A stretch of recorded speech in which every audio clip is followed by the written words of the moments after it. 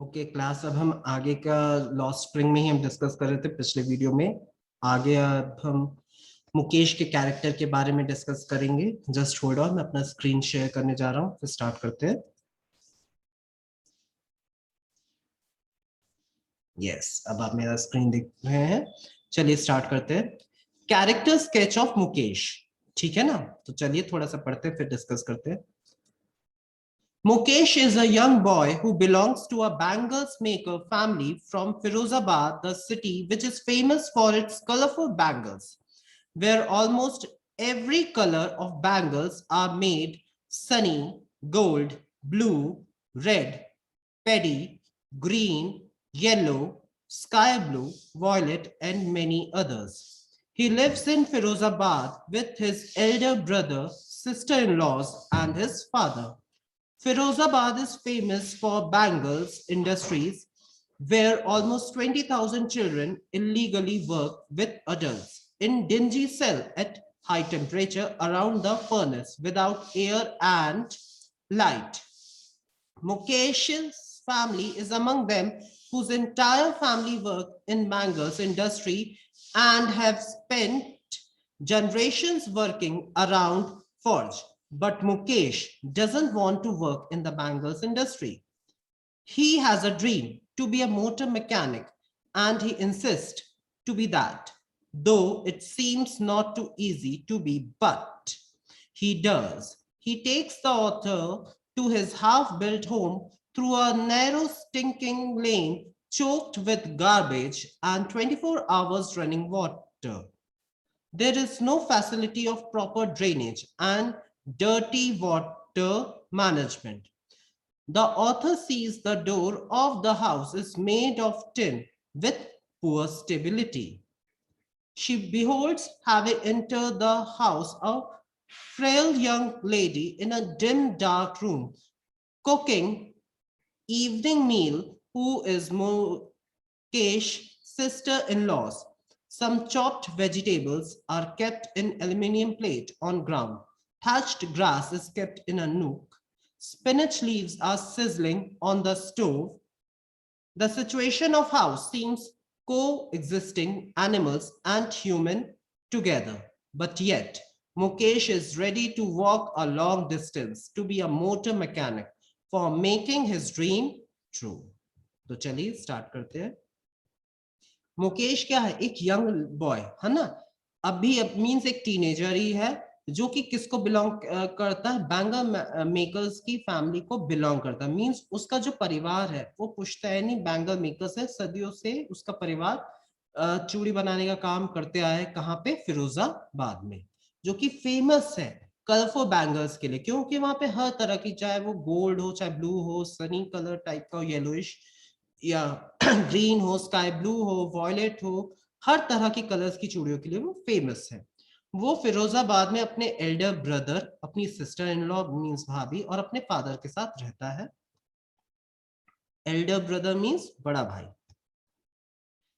Firozabad famous है bangles industries के लिए, मीन्स चूड़ी के कारखानों के लिए, और लगभग 20,000 बच्चे गैर कानूनी तरीके से, इलीगली, है ना, वहां पे काम करते हैं। किसके साथ? अडल्ट्स के साथ, यानी बड़े लोग, वयस्क के साथ। और कहाँ पे? एक डिंजी से सेल में। सेल माने क्या होता है यहाँ पे? सेल माने होता है छोटे कमरे को हम क्या बोलते हैं? सेल। एक कोठरी टाइप के, एक डिंजी से, गंदे से कोठरी टाइप के छोटे से कमरे में वो काम करते हैं, जहाँ पे का जो टेम्परेचर होता है वो बहुत ही ज्यादा हाई रहता है। साथ ही साथ वहां पे एक फर्मनेस भी रहता है, जिसमें जिसमें ना एयर होती है ना लाइट होती है, मींस भट्टी। एक छोटे से कमरे में भट्टी के अंदर हाई टेम्परेचर में वो काम करते हैं। वहां पे ना प्रॉपर वेंटिलेशन रहता है, ना प्रॉपर लाइट की सुविधा रहती है, जिस वजह से उन्हें काफी तकलीफें, लंग्स प्रॉब्लम्स भी होती हैं। मुकेश की जो फैमिली है, इन्हीं फैमिलियों में से एक है, ठीक है ना, जिनका उन्होंने अपना जनरेशन कहाँ पे व्यतीत करा है? इसी कारखाने, इसी भट्टी में दिया है। मुकेश बैंगल इंडस्ट्री में काम लेकिन नहीं करना चाहता है। उसके जो ड्रीम्स थे वो बिल्कुल अलग थे। उसका ड्रीम क्या था? मोटर मैकेनिक बनने का। उसका जो सपना था वो क्या था? मोटर मैकेनिक बनने का। और वो बार बार इंसिस्ट करता रहता है, मीन्स अपने घर वालों को भी समझाने की कोशिश की, मीन्स वो बैंगल इंडस्ट्री में एक मजदूर की तरह रूप में काम नहीं करना चाहता, वो एक मोटर मैकेनिक बनना चाहता है। अब आप देखेंगे कि ये कितना छोटा सा सपना है, मोटर मैकेनिक। वो मैकेनिक मीन्स वो उसका मालिक भी नहीं बनना चाहता, वहां पे काम करने वाला। तो आप सोच सकते हैं क्योंकि जो ड्रीम्स भी रहते थे वो कितने स्मॉल, लेकिन मीन्स इनके लिए वो कितनी बड़ी बात होती थी, एक मोटर मैकेनिक बनना भी। जैसे हम लोगों के लिए क्या हो जाता है, डॉक्टर्स, इंजीनियर्स, इनके लिए क्या रहता है कि मीन्स मजदूर ना बनकर एक मैकेनिक के रूप में आना। लेकिन ये उसके लिए सरल नहीं था। He takes the author to his half-built home through a narrow, stinking lane choked with garbage. वो ऑथर से जब उसकी मुलाकात होती है तो वो ऑथर को अपने घर में ले जाता है। नैरो मतलब क्या होता है, पतली, स्टिंकिंग मतलब बदबूदार, लेन माने गली, यानी पतली बदबूदार गली से होते हुए जहां का जो नाला है वो चोक्ड हो चुका है, जाम हो चुका है कचरे के कारण और 24 घंटे पानी बहते के कारण। ठीक है ना, क्योंकि वहां पे प्रॉपर ड्रेनेज की सुविधा नहीं थी, मींस वाटर जो आता था वहां पे वो प्रॉपरली तरीके से सीवेज में नहीं जाता था, तो प्रॉपर ड्रेनेज नहीं था। इसी वजह से वहां की नालियां क्या थी, चोक्ड हो रखी थी और बदबू आती रहती थी। वहां पे डर्टी वाटर मैनेजमेंट था, यानी अच्छा साफ सुथरा पानी की भी सुविधा नहीं थी। जब वो जाते हैं तो वो क्या देखते हैं, जो उसका जो हाउस है ना वो हाफ बिल्ट होता है, जो कि हम आगे डिस्कस करेंगे। जब वो खोलती है दरवाजा तो उसका जो डोर रहता है उसकी स्टेबिलिटी, जो उसकी स्थिरता रहती है वो उतनी मजबूत नहीं रहती है। जो डोर रहता है वो टिन का बना होता है और वो उतना मजबूत नहीं रहता है। जब वो एंटर करती है तब उसे वो एक फेराइल यंग लेडी दिखती है। फेरल माने क्या होता है, फेरल मीन्स होता है वीक, कमजोर। ठीक है ना, यंग लेडी दिखती है जो कि डिम डार्क में कुक कर रही होती है, इवनिंग में, यानी शाम का भोजन वो पका रही होती है। वो कौन होती है, मुकेश की, यहाँ पे सॉरी के लिखना भूल गया हूँ, MUKESH, आप कॉपी में सुधार लीजिए। मुकेश की सिस्टर इन लॉ रहती है, ठीक है ना, मुकेश की भाभी रहती है। Some chopped vegetables are kept in aluminium plate on ground. Thatched grass is kept in a nook. Spinach leaves are sizzling on the stove. Chopped vegetables, chopped माने क्या होता है, कटी हुई सब्जियां रहती हैं एल्यूमिनियम की प्लेट में, जो कि जमीन पे यूं ही पड़ी रहती हैं। घास बिछी होती है। स्पिनच लीव्स जो होती हैं, पालक की पत्तियां, वो स्टोव के ऊपर चढ़ी होती हैं। जो सिचुएशन रहती है हाउस की, वो ऐसा लगता है जैसे कि एनिमल्स और ह्यूमंस एक साथ रहते हैं। भाई आप जब एनिमल्स का जो तबेला देखते हो, मीन्स वहां पे कैसा होता है, घास इधर उधर पड़ी रहती है मिट्टी में, वैसे ही यहाँ पे भी वही हाल था। घास इधर पड़ी है, पालक के पत्ते उधर पड़े हैं, साफ सुथरा नहीं है। कंस्ट्रक्शन पूरा नहीं है, आधा अधूरा कंस्ट्रक्शन है, साफ सुथरा पानी की सुविधा नहीं है, प्रॉपर ड्रेनेज नहीं है। तो ऐसा लग रहा है जैसे इंसान और जानवर एक साथ मिलकर रह ले। वो अपनी चॉइस के लिए नहीं रह रहे थे, जस्ट बिकॉज क्योंकि उनकी मजबूरी रहती थी, इसी वजह से उन्हें वहां पे इस तरह का सर्वाइवल उन्हें करना पड़ रहा था।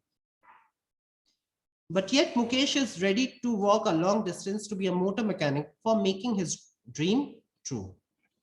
लेकिन मुकेश तैयार था, उसकी लाइफ में काफी स्ट्रगल्स चल रहे थे और मोटर मैकेनिक बनना भी कोई इजी नहीं था, क्योंकि मोटर मैकेनिक का उसके परिवार को किसी को एक्सपीरियंस नहीं था ना, वो ऐसा जानता था।